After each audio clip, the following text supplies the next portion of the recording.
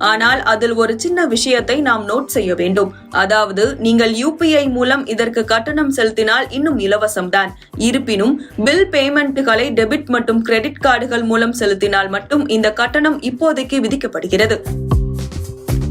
பரிவர்த்தனை தொகையின் மதிப்பில் 0.5% முதல் 1% வரை இந்த கட்டணம் GSTயுடன் சேர்த்து வசூலிக்கப்படுகிறது. ஏற்கனவே போன்பே மற்றும் பேடிஎம் செயலிகளில் இதற்கான கட்டணத்தை வசூலிக்க தொடங்கிவிட்ட நிலையில் இப்போது அதில் ஜிபே செயலியும் இணைந்துள்ளது. பில் பேமெண்ட்களுக்கு பிளாட்ஃபார்ம் கட்டணங்களை கூகுள் அறிமுகப்படுத்தியுள்ளது. நமது பேமெண்ட்களை ப்ராசஸ் செய்ய ஃபின்டெக் நிறுவனங்களுக்கு குறிப்பிட்ட செலவாகும். அதை இப்போது யூசர்களிடமே வசூலிக்க தொடங்கியுள்ளன. UPI பயன்பாடு தொடர்ந்து அதிகரித்து வரும் நிலையில் அதிலிருந்து வருவாயை அதிகரிக்கவே இந்த நடவடிக்கை எடுக்கப்பட்டுள்ளதாக கூறப்படுகிறது.